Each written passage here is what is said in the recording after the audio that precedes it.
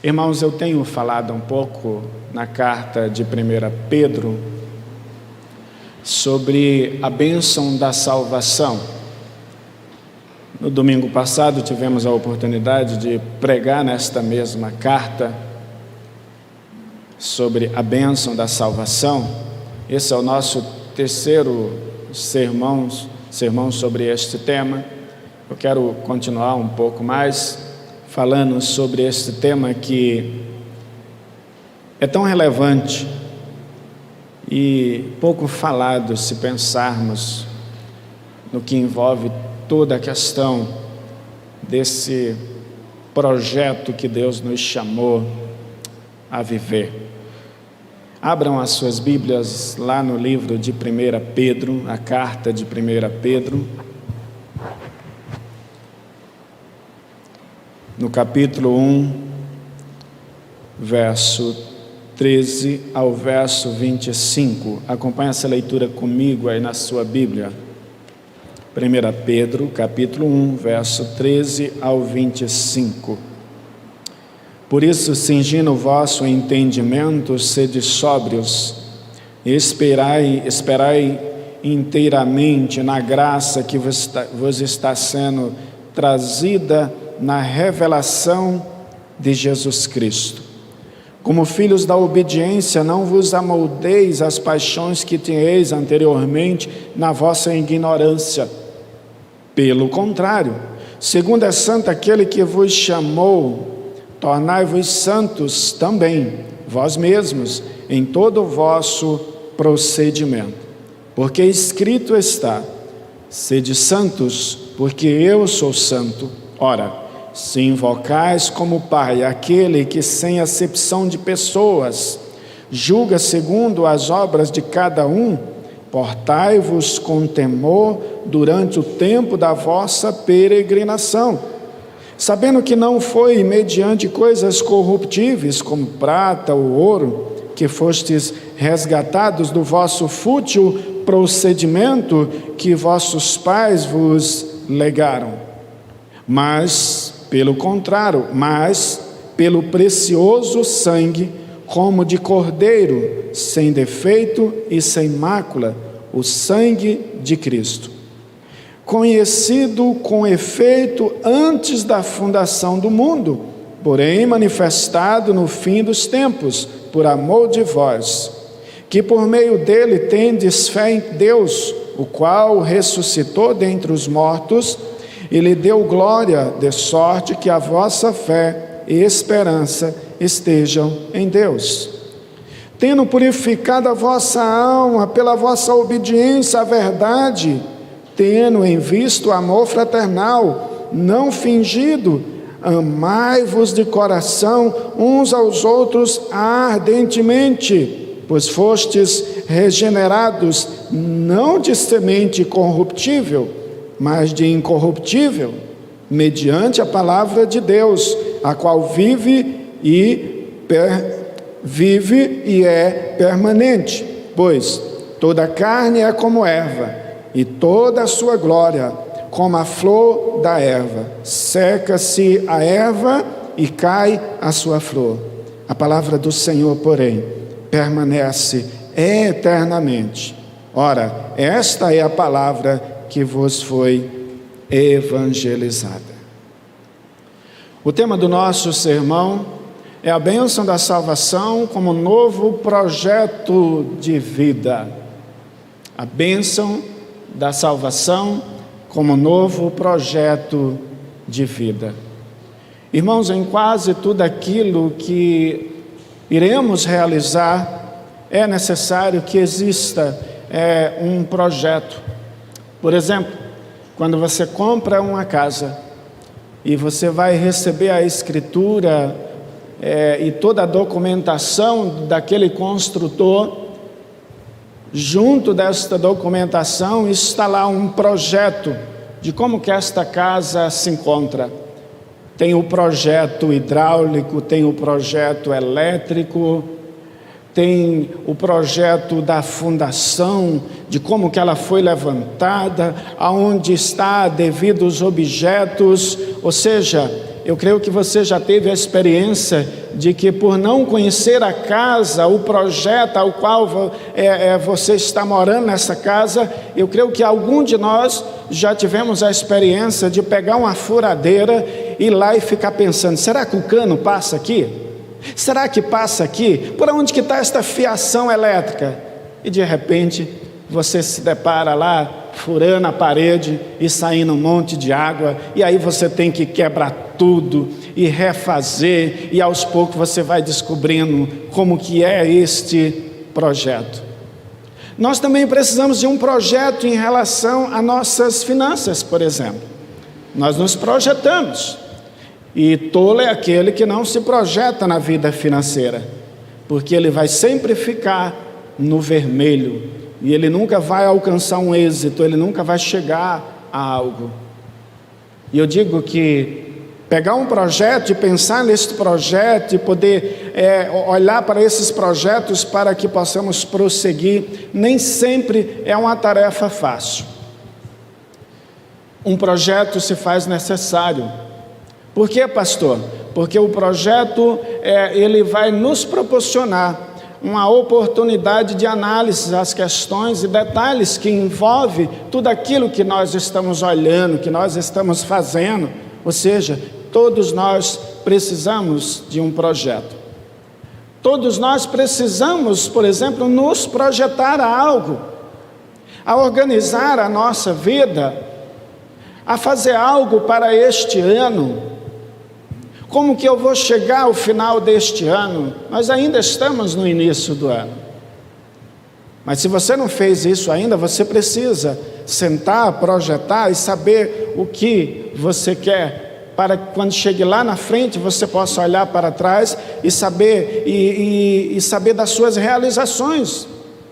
E o quanto você acertou, por conta de não cometer erros, ou erros grosseiros, erros que na maioria das vezes emperra a nossa vida e não faz com que nós caminhamos, prossigamos a nossa vida como família, vida profissional, vida na igreja.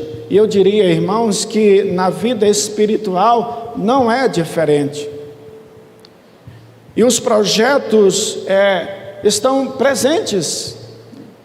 Na vida espiritual não pode ser diferente. A vida com Deus é repleta de novas descobertas, novas experiências que Deus nos permite ter ao longo da nossa carreira cristã. Porque afinal de contas, um dia o Senhor nos chamou para frequentar esta igreja, para frequentarmos o aprisco do Senhor, como ovelhas do seu pastoreio.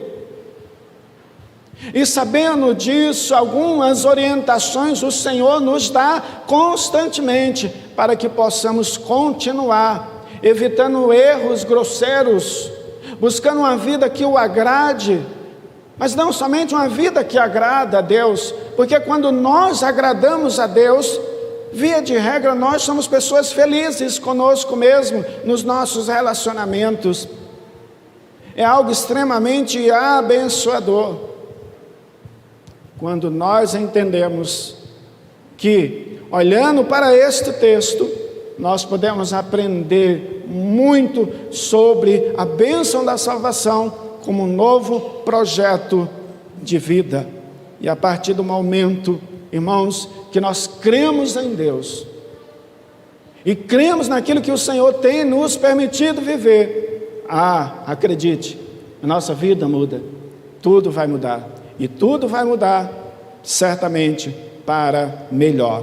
A esse respeito, nesse texto nós encontramos aqui, irmãos, no mínimo 3 recomendações apostólicas.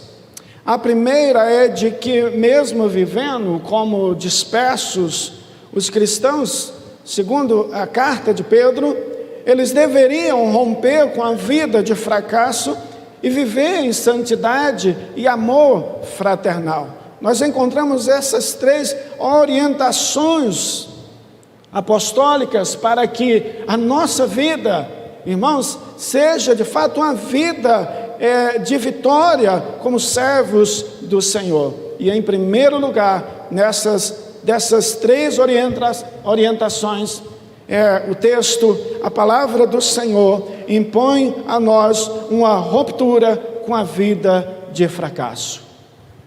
Você precisa romper com a vida de fracasso. Você precisa entender que Deus o chamou, pelo seu decreto, pela sua graça, para que você viva à luz da sua palavra. E você seja alguém feliz, alguém que desfruta da graça, da alegria de pertencer ao Senhor. Para isso, Pedro começa fazendo uso de 3 aspectos indicadores a uma vida, irmãos, que não possa, ou melhor dizendo, a uma vida que mostra o que é viver no fracasso. O primeiro tem a ver com o conhecimento, a falta de conhecimento. Ele diz: sede sóbrios e esperai inteiramente na graça que vos está sendo trazida, na revelação de Jesus Cristo. Por que Pedro, irmãos, chama a atenção daquela igreja que estava passando por perseguição, para animá-la com aquilo que é eterno? O que era mais necessário à vida daquela igreja que estava sofrendo? Humanamente falando, certamente seria eles voltarem para a pátria ao qual eles foram dispersos, saíram de lá, foram escorraçados da sua própria pátria. Mas Pedro, olhando para frente, ele traz o olhar para aquela igreja, para aqueles que estavam sofrendo, e ele diz desse jeito: sede sóbrios e esperai inteiramente na graça que vos está sendo trazida, na revelação de Jesus Cristo. Ou seja, tem algo superior a tudo isso que vocês estão vivendo. Pastor, o que isso quer dizer? Eu quero dizer para você que tem algo superior a tudo isso que você está vivendo. Pastor, o que é tudo isso? É o luto, é o medo, é o pavor, é a falta de emprego, é a enfermidade. Tem algo superior a isso para você, como eleito do Senhor, e você precisa abraçar. A bênção da salvação é um novo projeto de vida para mim e para você. O Senhor nos chamou para contemplar aquilo que homem algum, que não seja por Deus, revelado em Deus, pode contemplar. E aí nós entendemos, irmãos, nós entendemos o que Estevão viu quando estava sendo apedrejado, o primeiro mártir da história. Ele viu os céus abertos. As pedras vinham sobre Estevão. Estevão, irmãos, segundo os historiadores, morreu aos pés de Paulo. Paulo estava lá, que depois vai ter um encontro com o Senhor. Era ele, Saulo. Aí nós compreendemos a glória que estava sobre Estevão. A bênção da salvação como um novo projeto de vida para mim e para você. Você é desafiado hoje, à luz desta palavra, a parar de projetar, a parar de olhar para esta vida como que ela tivesse um fim em si mesmo. E você é desafiado a viver como um verdadeiro servo do Senhor. Olhar para frente, olhe para a eternidade. Tudo isso vai passar. Só alguém, irmãos, a quem foi revelado o próprio Cristo, é capaz de sentir alegria neste novo projeto de vida, rompendo com a vida de fracasso, rompendo com tudo aquilo que traz pavor à alma, que tira o sono, que tira a paz. Era isso que o Senhor estava falando para a sua igreja, que estava passando por adversidade, perseguições. Querida, a vida sem Cristo, ela é caracterizada por sua ignorância, ou seja, falta de sobriedade. É isso que Pedro está dizendo. Vocês precisam ser sóbrios. Olhe para o contexto que vocês estão vivendo, mas olhe para a eternidade, pois foi para ela que vocês foram chamados. Foi para elas que vocês foram eleitos. Não foi tão somente para esta vida, mas foi para ela, para a eternidade. conforme Efésios 4:18. Irmãos, Paulo vai dizer que esses caminham para a própria ruína, por estarem longe da luz da palavra de Deus, fazendo uma referência àqueles que desprezaram as Escrituras, que desprezaram os preceitos do Senhor e acham que pode, neste projeto de vida terreno, acham que pode sentir perfeita satisfação e não acontecer nenhum acidente na manutenção desta vida. É aquele indivíduo que vai para a parede com a furadeira e ele fura e ele diz: não, eu vou colocar algo aqui e vai ficar fixo e está bom e vai ficar lindo. Ah, meus irmãos, que seríamos de nós se não fosse a bênção da salvação como um novo projeto de vida para nós, que nos leva às Escrituras e a sentir contentamento, encontrar resposta para a nossa vida enquanto aqui vivermos. São pessoas obscurecidas de entendimento, por estarem alheios à vida com Deus. Segundo aspecto deste rompimento com a vida de fracasso, ele diz: não vos amoldeis às paixões que tinhais anteriormente, ou seja, abandone os desejos carnais, pare de ser conduzido por desejos que só apontam para uma vida de fracasso. E se a sua pergunta é: pastor, como assim? Quais são esses desejos? Ora, meus irmãos, quais são as razões dos nossos maiores conflitos relacionais? Senão os nossos próprios desejos egoístas, pessoais, que nós queremos, que nós desejamos. Pense comigo naquela hora mais difícil para uma conversa em família, para uma conversa com seu filho. Pense naquele momento, aquele devido momento onde você é tomado de ira, de razão, e acredite, na maioria das vezes, ou melhor, eu diria que quase certamente, 99%, o pai sempre tem razão. Mas quando o pai, tomado por ira, altera a voz, desconsidera a piedade e diz: eu quero assim, eu sou, eu faço. Ah, irmãos, é o mesmo que arrancar água da parede. Estraga. Isso não pode acontecer. São desejos carnais. Pedro está dizendo à igreja: pensem, sejam aqueles homens espirituais, sejam espirituais. Rompa com esse desejo de vingança, rompa com esse desejo de injustiça, rompa com isso. E Pedro sabia o que estava falando, irmãos, porque o cenário ao qual Pedro está escrevendo é um cenário de perseguição, onde os cristãos eram desprezados, eram humilhados. E quantas vezes esta é a nossa situação? Quantas vezes nós nos deparamos em tal condição? Mas a palavra do Senhor é que nós devemos romper com tudo isso e olhar para a eternidade. Pare de ser conduzido por desejos que só apontam para o seu fracasso. Fracasso na família, fracasso na empresa, fracasso na vida acadêmica, porque são desejos que estão corrompidos, que não buscam glorificar a Deus. Você jovem, você precisa glorificar a Deus lá no teu curso, lá na tua faculdade, na tua escola.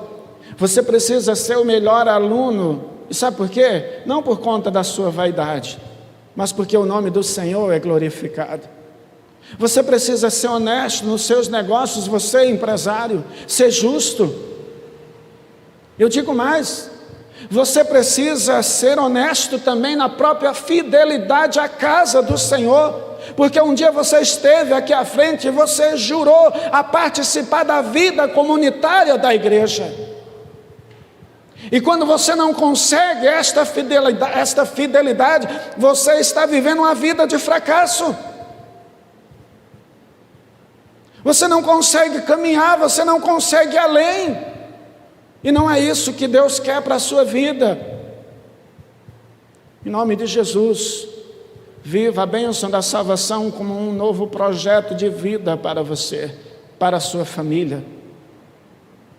Viva esta verdade.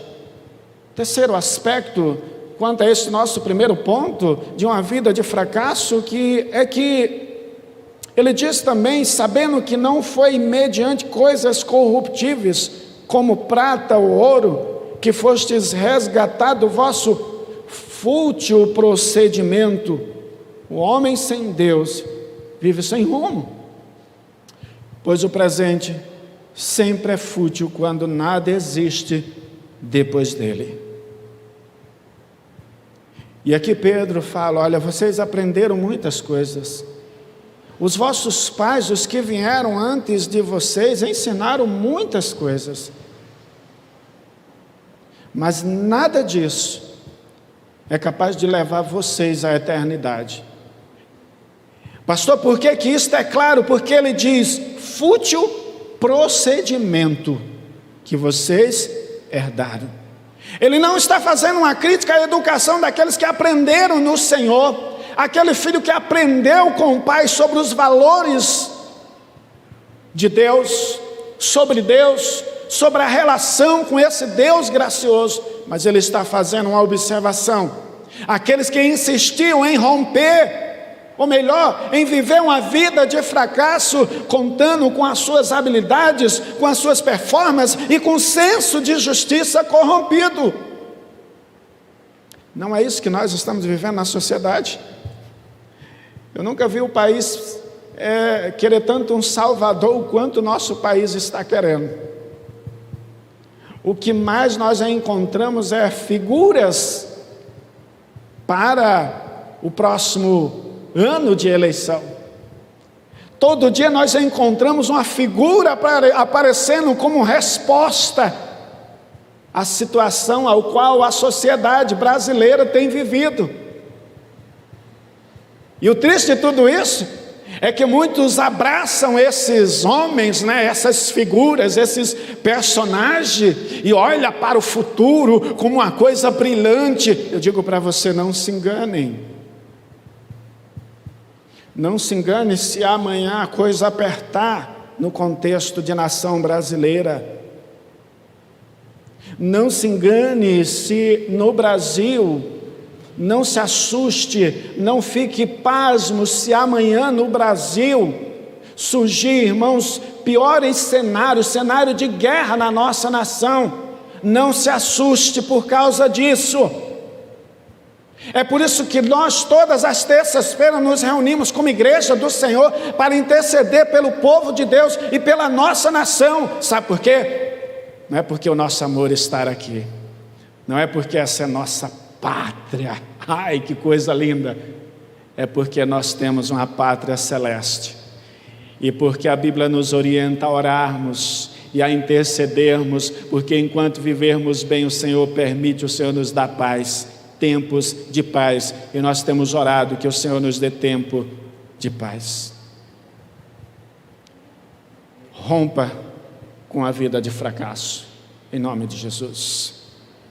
Se a sua pergunta a esse respeito é de que por que uma vida de fracasso, a minha resposta é simples, porque tudo nesta vida, ela é temporal. Então somente isso. Menos uma coisa, o meu relacionamento com Deus e com você. Tudo isso que nós estamos fazendo, vivendo aqui, aponta para a eternidade. É por isso que nós nos preocupamos uns com os outros, intercedemos uns pelos outros, porque estamos caminhando, somos peregrinos nesta terra, e um dia estaremos na pátria celestial, ao qual o Senhor tem nos preparado, por meio de Cristo Jesus. Você precisa sentir alegria nisso. Nós precisamos sentir alegria de servirmos ao Senhor e sabermos que tudo nesta vida é temporal. Por isso, para Pedro, pensar na eternidade, na salvação, enquanto passamos por adversidade, é ser sóbrio e de uma vez por toda romper com tudo aquilo que tende a roubar a nossa paz. Pergunta a você, que tem roubado a sua paz? Que tem trazido inquietação ao vosso coração? Lembre-se, enquanto você não romper com tudo aquilo que tem roubado a tua paz, você não será capaz de desfrutar da verdadeira paz que Deus tem para a sua vida. A bênção da salvação, todavia, irmãos, não é apenas um novo projeto de vida, somente por rompermos com uma vida de fracasso. Mas a bênção da salvação como um novo projeto de vida vai exigir de nós também, em segundo lugar, uma vida de santidade. E este novo projeto de vida está intimamente ligado a uma vida de obediência e santidade a Deus. Santidade.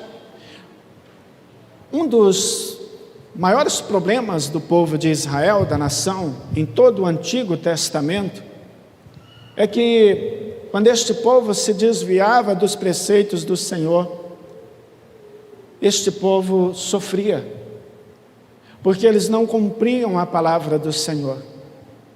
Quando este povo desconsiderava os preceitos do Senhor, o juízo de Deus, o sofrimento pairava sobre este povo. E eu digo para você que comigo e com você não pode ser diferente. Grande parte do nosso sofrimento tem a ver com a nossa falta de obediência aos preceitos do Senhor. Mas, pastor, que tipos de obediências? Tudo na nossa vida, nossas decisões, nossos planos para o futuro, nossos projetos, tudo aquilo que idealizamos para a nossa vida, para a nossa família, nossos sonhos, tudo isso deve estar debaixo da palavra do Senhor. Devemos sempre perguntar ao Senhor: o Senhor está comigo? Isto glorifica o nome do Senhor. E esta é uma das razões porque o povo de Israel tanto fracassou, viveu momentos de fracasso, foram para o exílio várias vezes por distanciarem da verdade do Senhor. E sabe o que é triste de tudo isso, irmãos? É que muitos cristãos ainda vivem assim e não se dão conta de que precisam voltar-se para o Senhor. São cristãos que estão sofrendo, estão chorando por conta de uma falta de obediência aos preceitos, à palavra do Senhor. Abra os olhos. A bênção da salvação como novo projeto de vida para mim e para a sua vida vem carregado de preceitos. Rompa com a vida de fracasso, viva uma vida de santidade. Deus os separou, Deus os chamou para este propósito. É preciso dizer que a santidade, irmãos, só é possível mediante uma ação do próprio Espírito Santo de Deus em nós. A santidade não é algo adquirida por meio de um ativismo religioso, porque você tem dois extremos: o indivíduo que está longe e mesmo assim não reconhece a graça, a misericórdia do Senhor, e aquele que está dentro da casa, num ativismo terrível e mesmo assim vivendo infeliz. Quer ver um exemplo? Olhe para a figura do filho pródigo. Nós temos dois filhos pródigos: aquele que tomou coragem e assumiu a sua miséria e disse desse jeito: pai, eu estou cansado desse negócio de igreja, eu vou embora. Pegou aquilo que lhe pertencia, que ainda não lhe pertencia, porque a herança só poderia ser dada depois que o pai morresse, mas mesmo assim ele disse: eu quero a minha parte. Foi embora, viver comendo com os porcos no chiqueiro. Mas também nós temos o filho pródigo que ficou lá com o pai. e não vi a hora de tudo aquilo acabar. Tem crente que é assim.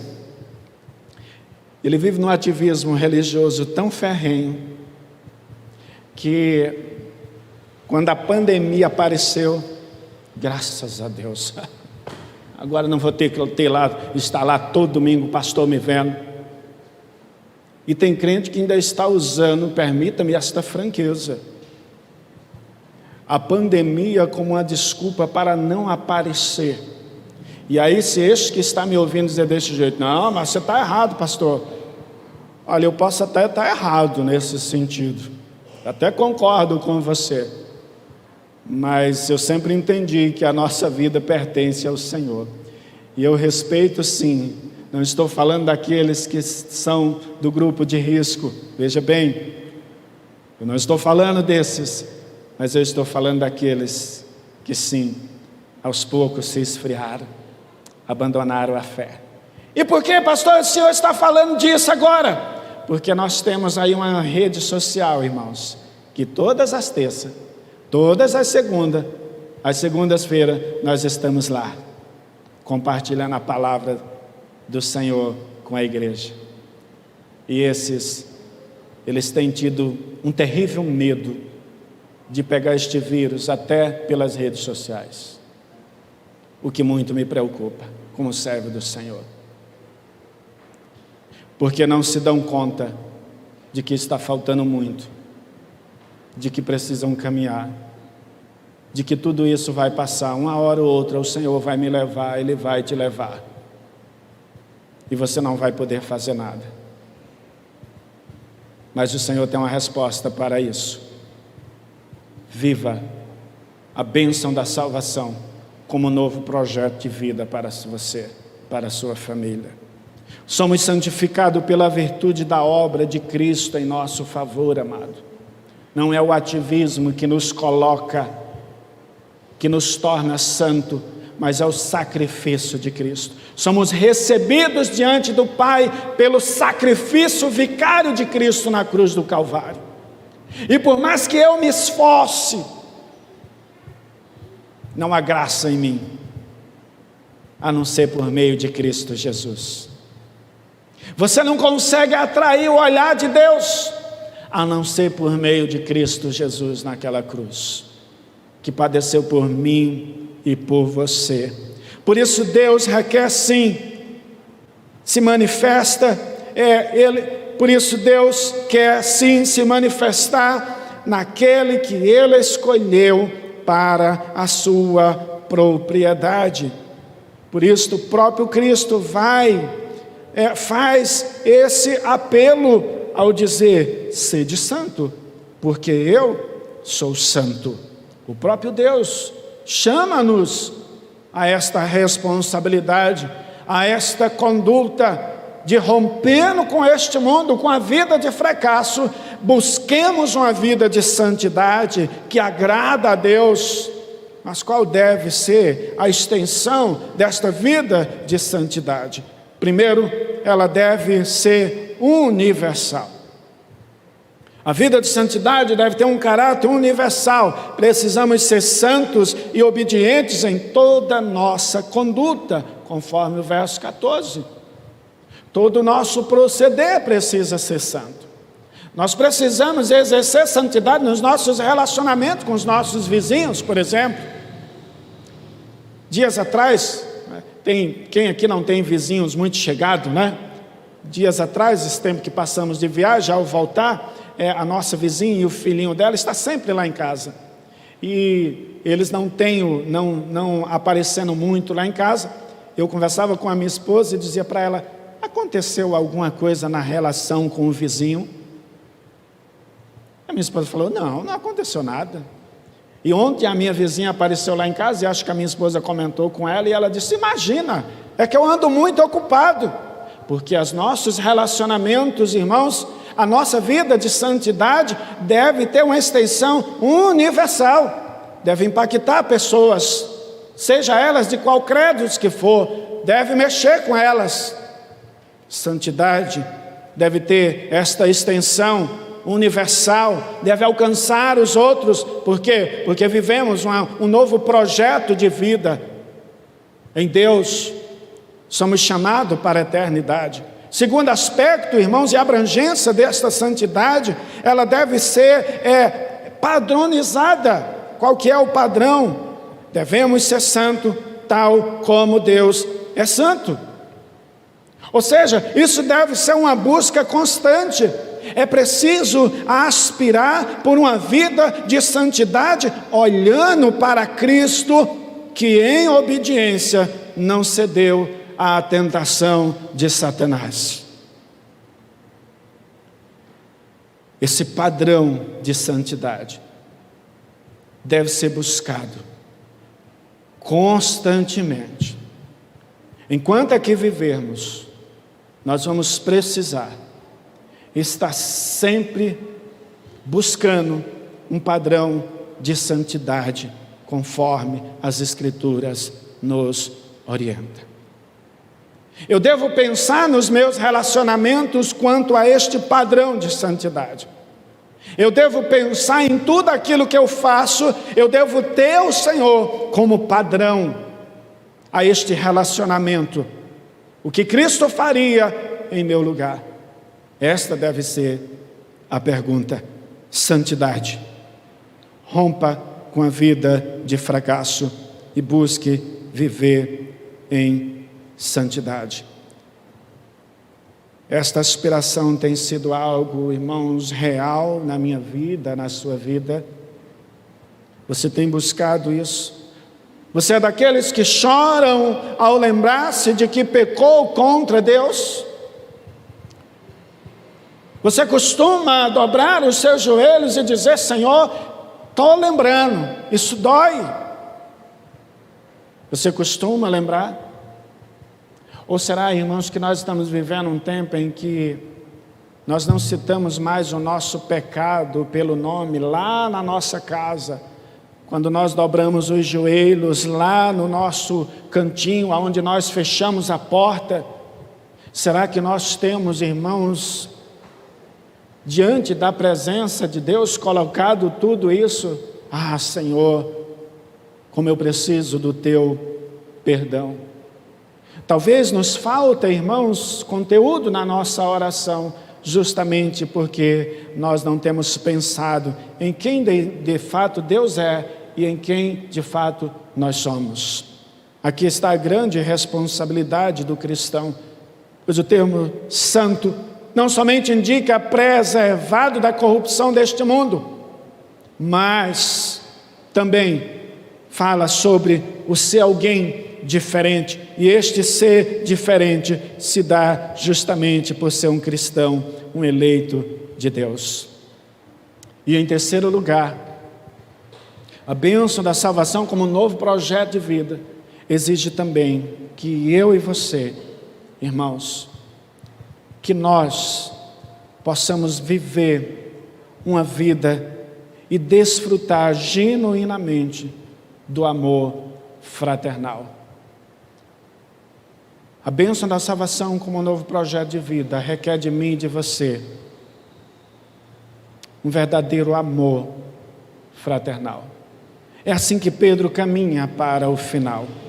Agora, a partir do verso 22, Pedro apresenta este novo projeto de vida, colocando o amor fraternal como algo indispensável à vida da igreja. Queridos, a grande marca da vida com Deus é o amor. Ele nos perdoou, Ele nos amou primeiro. Antes que eu pensasse em alguma coisa, em ir em sua direção, Ele me amou primeiro. Ele o amou primeiro. É preciso demonstrar este amor, pois ele é o fruto do Espírito. Conforme Gálatas, nós amamos a Deus através do amor aos outros. Ou seja, quando nós amamos a Deus, nós expressamos este amor aos outros. Quando nós amamos os outros, nós estamos dizendo ao mesmo tempo, se este amor é verdadeiro, é genuíno, nós estamos dizendo que amamos ao Senhor. Mas pastor, quando este amor é verdadeiro? Olha só, quando a sua alma é purificada quando você está em obediência a Cristo, quando você é alguém verdadeiro consigo mesmo e com o próximo. A exortação ao amor fraternal é o mandamento ensinado por Cristo e pela igreja primitiva, lá em Atos dos Apóstolos, quando só aqueles que tinham genuíno amor era capaz de se doar em favor dos outros, e aqueles que não entenderam este amor e o mistério, aquilo que Deus estava realizando na igreja, pagaram com a sua própria vida, como Ananias e Safira, que vendo aquele movimento belo de doação, aonde os irmãos iam lá, se compadecia daqueles que estavam chegando à igreja, que tinham perdido seus bens, suas casas, seus parentes, por conta da perseguição. A igreja acolhia esses, e a igreja, se compadecendo, amava, se doava uns aos outros, vendiam, o texto vai dizer que eles vendiam as suas propriedades, e ali contribuía para que aqueles pudessem viver bem. Não é o nosso caso hoje, obviamente que não. Mas uma coisa que me chama a atenção é que quando Ananias e Safira, vendo todo aquele movimento belo de doação, eles disseram no vosso coração: nós não podemos ficar de fora disso, afinal de contas nós estamos na igreja. Imagina o que o fulano vai pensar de nós, todo mundo se doando, todo mundo envolvido com esta igreja, todo mundo amando esta igreja, todo mundo expressando amor a esta igreja, imagina que nós vamos ficar de fora. Então eles tiveram uma ideia, eles foram lá, venderam determinada propriedade, e eles chegaram e disseram desse jeito: está aqui. E o interessante é que eles detalharam: está aqui todo o dinheiro da nossa propriedade, nós queremos participar disso. E o Senhor os disse: porventura eu pedi algo para vocês? Porventura vocês não estão enganando o Espírito Santo? Porventura esta não é uma tentativa de participar de algo que vocês até agora não compreenderam? Porventura isso não é falta de piedade, de amor para com esses que estão chegando à casa, que estão sendo acolhidos? Vocês não compreenderam absolutamente nada. Isto é um mover do Espírito Santo.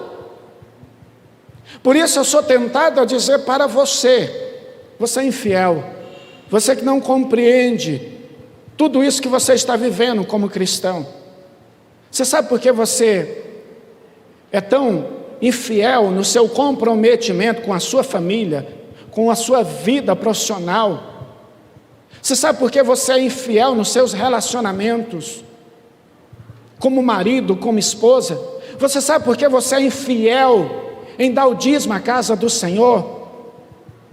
Porque você está como Ananias e Safira, endurecidos, e ainda não entendeu que isto é obra do Espírito Santo e que você precisa da graça e da misericórdia de Deus na sua vida. É por isso que sempre falamos, irmãos, de contribuição. A nossa orientação para aqueles que não fazem parte é: fique tranquilo, isto é privilégio, isto é entendimento da graça, isto é amor, isto é ação de Deus em nosso favor. Nós precisamos viver genuíno amor fraternal entre nós. A bênção da salvação é um novo projeto de vida que nos leva a esta vida graciosa. Falar de amor é viver amor, em nome de Jesus. E eu quero concluir só repetindo para você aquilo que já falei.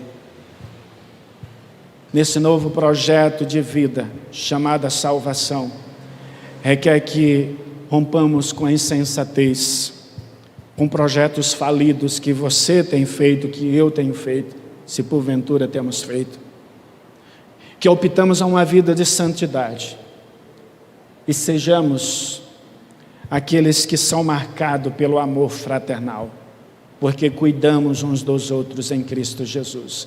Que o Senhor os abençoe, em nome de Jesus.